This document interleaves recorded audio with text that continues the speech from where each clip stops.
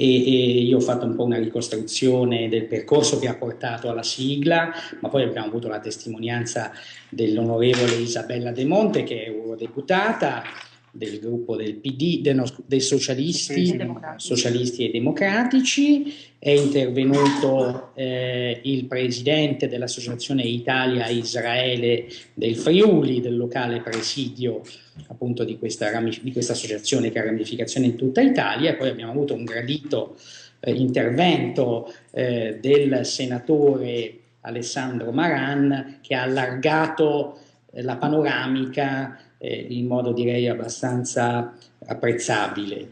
Però tu hai una conoscenza molto specifica e diretta non solo per le tue origini, ma anche per il tuo lavoro di giornalista sui temi di cui stiamo parlando oggi, cioè non solo del JCPOA, ma anche di tutta la parabola del regime dal 79, ma anche da prima.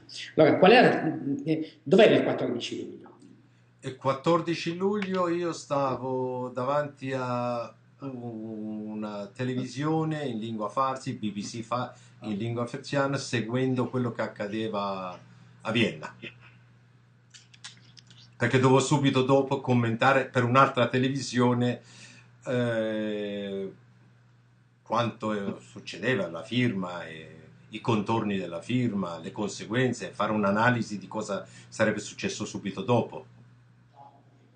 E cosa è successo subito dopo? Ma subito dopo, al di là di una festa immediata a Teheran della gente stufa della crisi economica che vuole sperare in una situazione migliore e di un superamento della crisi, ma cosa che è durato ben poco, qualche giorno, ma subito dopo io sono abituato a vedere, a giudicare gli avvenimenti politici con la reazione del mercato, perché quelli quasi non sbagliano mai. La borsa di Teheran e il mercato di valuta di Teheran ha registrato nei primi 3 giorni un abbassamento del prezzo diciamo, una crescita del rial, moneta iraniana sul dollaro, ma immediatamente dopo 3 giorni la situazione è tornata come era prima e è andato peggiorando. Perciò il miglioramento economico, quello che la gente si aspettava di questo accordo, non c'è stato fino a quando qualche giorno fa lo stesso governo l'ha riconosciuto. 4 ministri del governo, ministro del lavoro, ministro della cooperazione, ministro dell'industria e ministro di difesa, in una lettera indirizzata a Rouhani, capo del governo, oltre che Presidente della Repubblica, lo mettono in guardia che l'attuale crisi economica potrebbe diventare una catastrofe nazionale. Il che vuol dire, se lo dicono i ministri dello stesso governo, figuriamoci quello che dicono e pensano gli economisti indipendenti della situazione economica del paese. Pertanto, se l'obiettivo dell'Iran, che era questo, di far togliere le sanzioni, di migliorare la situazione economica, è fallita, tutto il resto è da immaginare cosa può succedere. Io personalmente, per quanto riguarda l'accordo, sono stato sempre del parere che l'Iran l'accordo economico l'ha fatto solo per aggirare ufficialmente le sanzioni, perché li aggirava non ufficialmente, in modo illegale, diciamo di superare questo ostacolo, e una volta superato, rimesso in piedi l'economia del paese, dopo qualche anno avrebbe ripreso il suo programma nucleare, perché il programma nucleare iraniano, che sia pacifico, non ci credono nemmeno alcuni deputati dello stesso Parlamento, deputati del Parlamento passato, un professore universitario di fisica dell'Università di Isfahan, non un oppositore del regime, uno che ha fatto parte del Parlamento, professor Shirzad, l'ha detto molto chiaramente che in Iran solo un pazzo penserebbe di utilizzare il nucleare per produrre energia, perché ha uranium che possiede l'Iran, basta per l'unica centrale, quello di Bushehr, quando funzionerà per 18 mesi. Dopodiché Iran dovrà importare l'uranium, e quale paese, che è il secondo paese produttore di petrolio per le riserve e il secondo per il gas,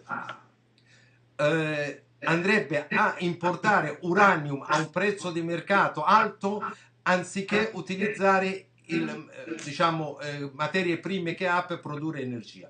Oltre a questo, lo stesso professore con un gruppo dei suoi studenti hanno elaborato una cosa: un terzo dell'Iran è deserto, dove c'è il punto più caldo del mondo, è assolato 12 mesi all'anno. In quel deserto, se si mettono impianti per produrre energia solari, che è un terzo di 1,5 milioni di 1,5 milioni di chilometri quadrati, che non è poco spazio, produrrebbero 70% del fabbisogno energetico del paese. Pertanto ci saranno altre alternative. Io personalmente credo che l'obiettivo era militare e rimarrà militare, pertanto possono fare una pausa, una parentesi, come è stato fatto durante Khatami, dopo l'accordo fatto ai tempi di Solana, che il gruppo non era 5 più 1, ma era 3 più 1. E hanno sospeso per qualche anno e dopo l'hanno ripreso. Pertanto la cosa difficile non era arrivare a un accordo, ma farlo rispettare. E non mi risulta che non ci siano strumenti per poter controllare l'attività iraniana a lungo termine. Tanto sta che per controllare le attività passate, il compromesso che è stato raggiunto dall'Agenzia Internazionale per l'Energia Nucleare durante il viaggio del Amano, il suo direttore generale a Teheran, è un accordo top secret che nemmeno i senatori americani hanno potuto conoscere.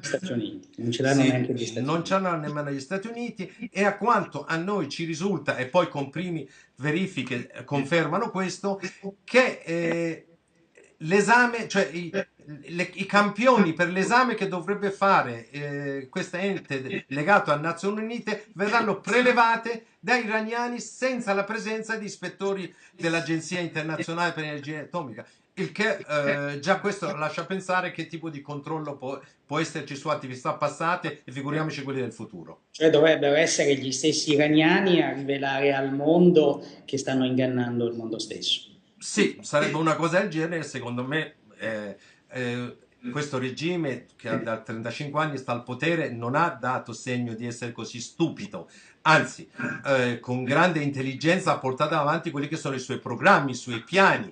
Pertanto non credo che accetti una cosa, un accordo che vada a danneggiare, e pertanto è stato a mano che è stato costretto a accettare quello che i iraniani dettavano. Ma chiedo scusa, allora noi abbiamo letto per esempio il comunicato di Federica Mogherini che parla di uno storico passo verso la pace. Io ho letto anche sofisticate analisi per l'appunto, anche per cui insomma c'è la possibilità che finalmente l'Iran diventi un partner nella risoluzione dei travagli di questa regione, e non a questo punto non so, siamo tutti, ci stiamo abbagliando, c'è qualcosa che ci sfugge. Ma io credo che la signora Mogherini, che ha una tesi sull'Islam sunnita, pensa che quello sia sufficiente per conoscere l'Iran e l'Islam sciita. Non è così. Fatto sta che vediamo quello che sta accadendo in questi giorni in Siria, perché questo accordo doveva essere un preambolo, come hai detto anche tu, per risolvere anche i conflitti nella regione. Nel mese di settembre il comandante delle forze del Quds, il reparto che opera fuori dal paese dei Pastaran, potentissimo generale Qasem Soleimani, con un volo privato si è recato a Mosca in pieno segreto, vabbè, segreto di Pulcinella, perché queste cose poi si vengono a sapere, per incontrarsi con Putin, non con un generale russo, ma con Putin, presidente della Federazione Russa, il quale è stato deciso di formare un centro di scambio di informazione sul terrorismo, così l'hanno nominato, che partecipano oltre all'Iran e la Russia, anche Siria e Iraq più Hezbollah. Si chiama gruppo 4 più 1, che Hezbollah, non essendo stato, rappresenta quell'uno, che il primo passo di questo organismo che dovrebbe lottare contro il terrorismo è stato quello di intervenire nel conflitto siriano a fianco di Assad.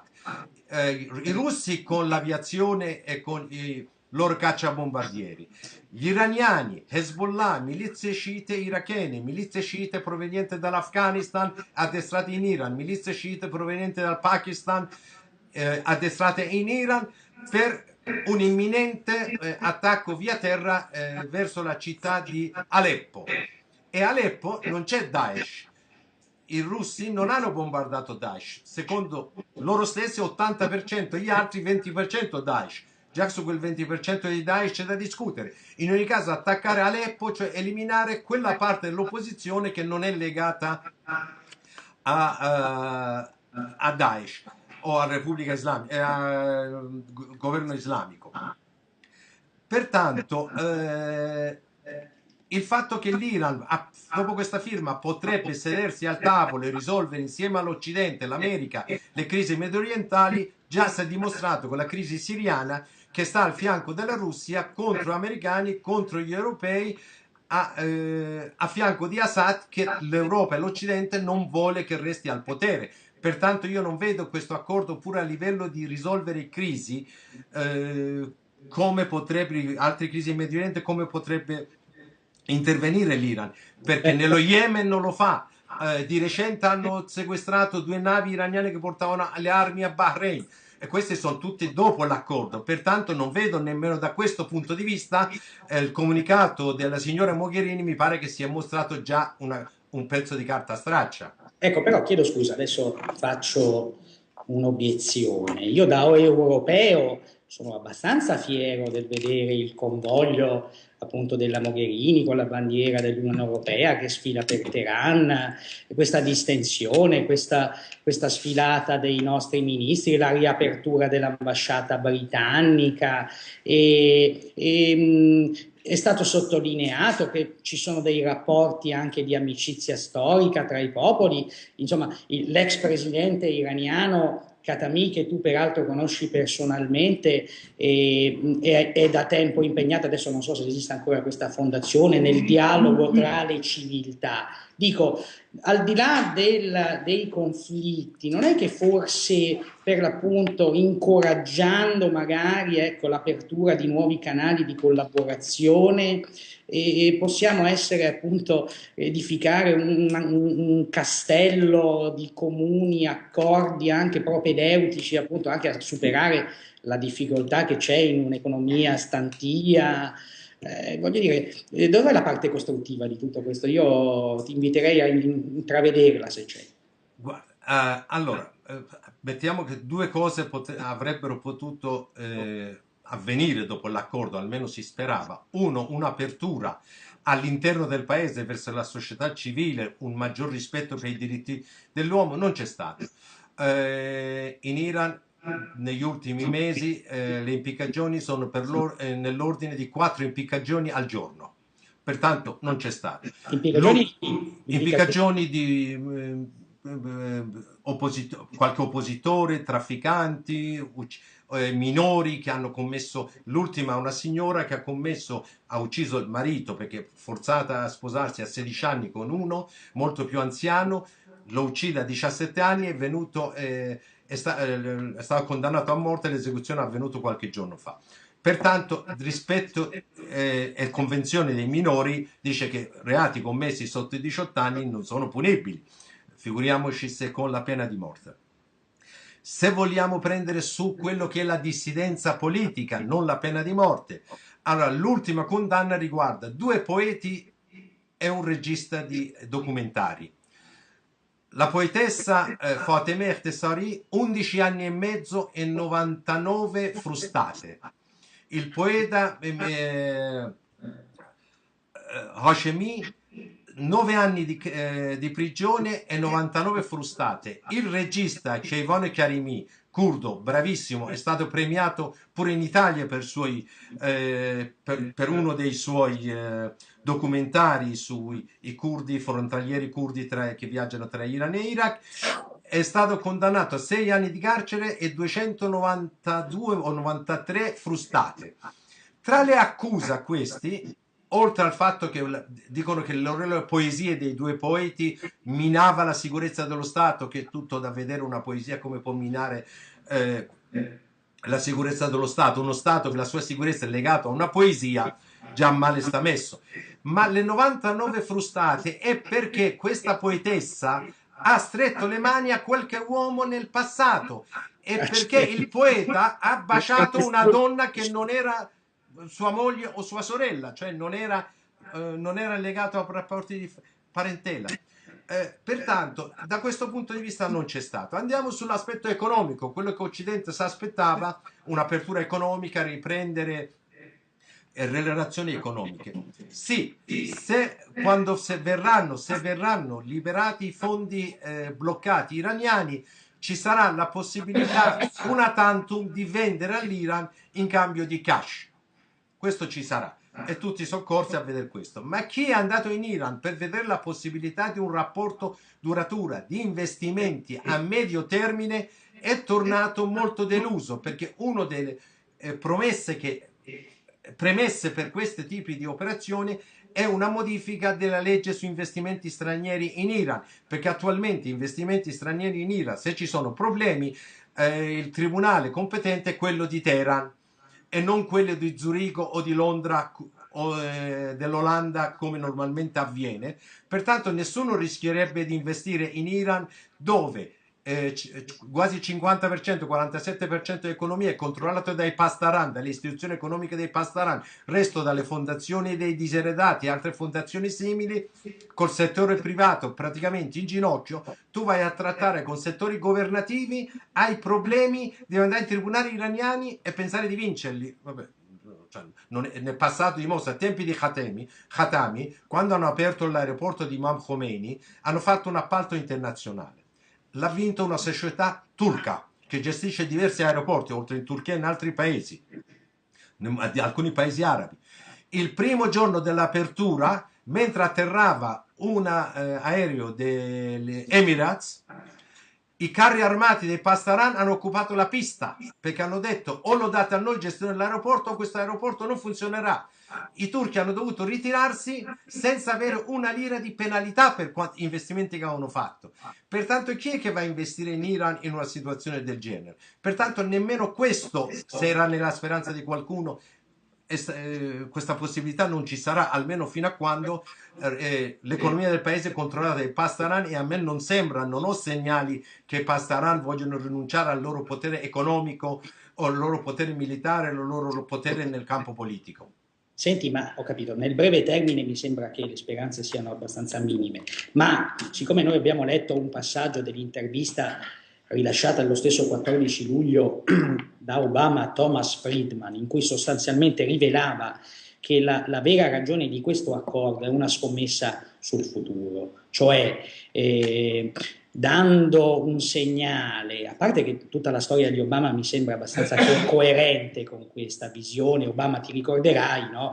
Estende la mano all'Iran purché voi sciogliate il vostro pugno. Dico, c'è questa scommessa, come dire, noi vi legittimiamo, vi diamo una dignità di partner e quindi vi incentiviamo a stemperare i toni, ad abbandonare questo accanito antisemitismo, a smetterla di dire morte all'America. Questa scommessa ha un fondamento.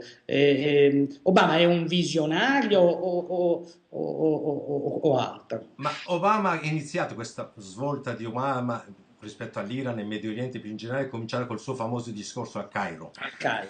E fino adesso, almeno per quanto si vedono i risultati, quello che si vede è stato un grande errore e non ha tenuto niente, qualcosa il quale non ha avuto seguito. Non che quello che dica Obama sia sbagliato, ma non ogni cosa giusta, se non ci sono le condizioni, non viene realizzato. Le condizioni per realizzare quel tipo di rapporto che Obama vuole col mondo islamico, il mondo arabo, non ci sono in questo momento. Obama immediatamente dopo l'elezione, il primo mandato, ha cominciato a mandare lettere in Iran. Per anni non ha ricevuto nemmeno risposte.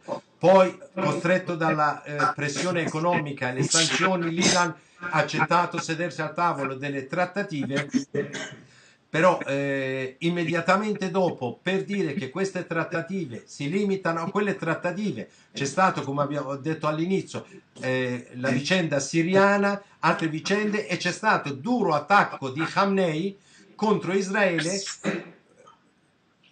circa un mese fa, cioè nel senso di nuovo che Israele deve essere annientato, che non ci sarà, eccetera. Pertanto Obama non ha ottenuto niente offrendo la mano all'Ayatollah Khamenei, in cambio non ha ricevuto niente, ha ricevuto qualche promessa dal ministro degli affari esteri iraniano Zarif, ma Zarif in Iran già sta in difficoltà, cioè l'altro giorno che si discuteva nel Parlamento iraniano dell'accordo, del testo dell'accordo, un deputato si è alzato e ha minacciato di morte in pieno, cioè nel pieno Parlamento, il direttore dell'agenzia atomica che faceva una relazione, ha detto: se passa questo io ti uccido.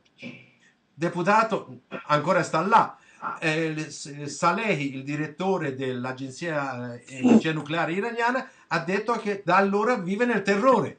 Pertanto chi promette agli occidentali, che sono signor Rouhani, signor Zarif o signor Saleh, quando parla con a mano, sono persone il quale se possono avere pure tutte le buone intenzioni, ma sono persone il quale non decidono in Iran. Questo è quello che Obama non vuol capire. Obama vuole fidarsi delle parole di Rouhani, ma Rouhani non è un personaggio che decide in Iran. Rouhani 3 volte si è schierato, per esempio, contro i Pastaran o la mano dei Pastaran sull'economia, ha detto non è possibile che in un paese democratico, lasciamo stare definizione democratico per l'Iran, in ogni caso in un paese democratico che qualcuno abbia le armi, politica e economia, riferendosi a Pastaran, ha dovuto 3 giorni dopo rimangiarsi di che non si riferiva a Pastaran. In Iran non c'è nessun altro che abbia le armi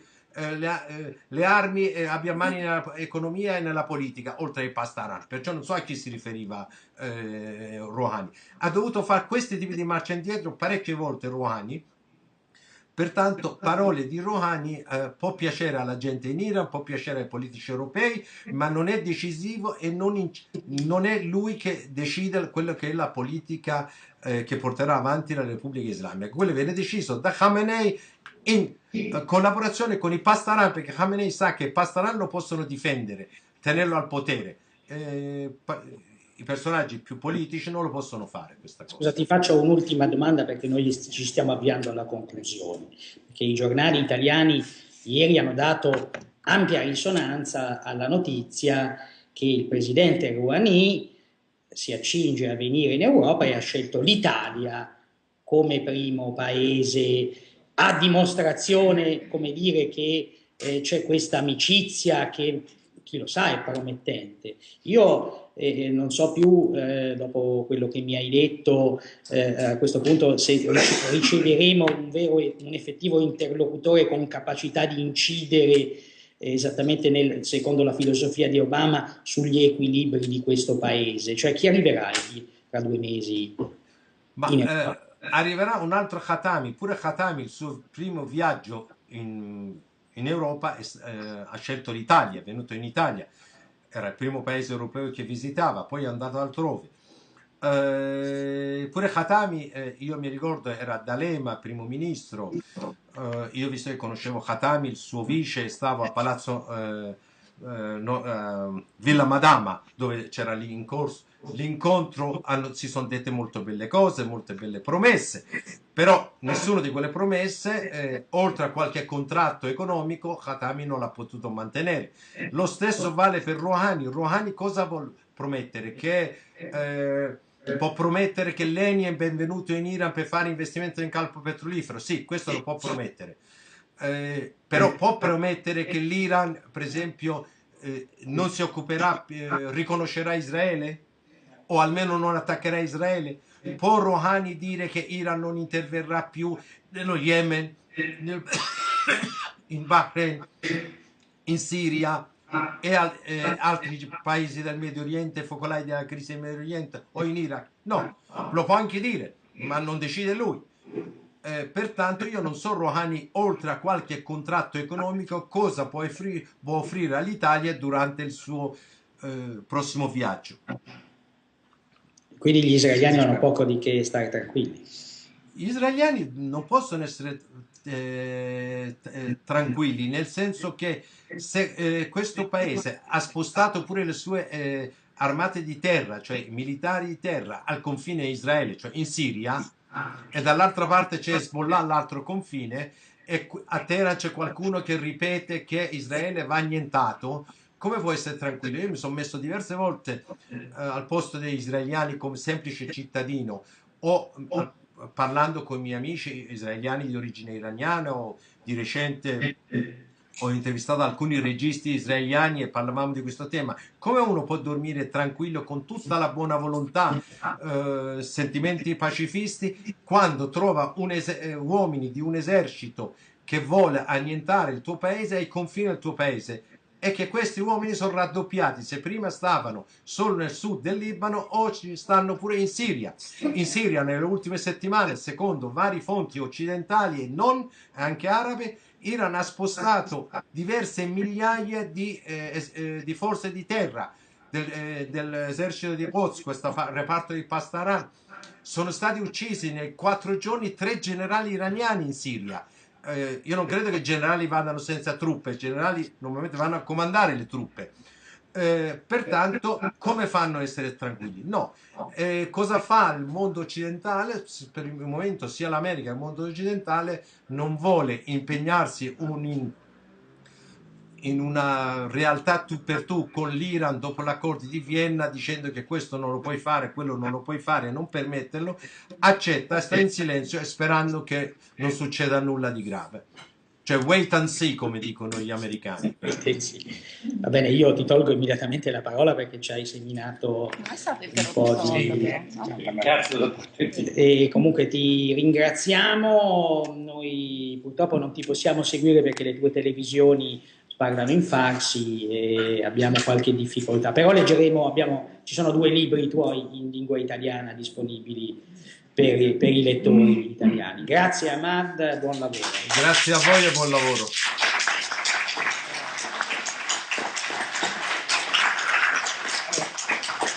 Siccome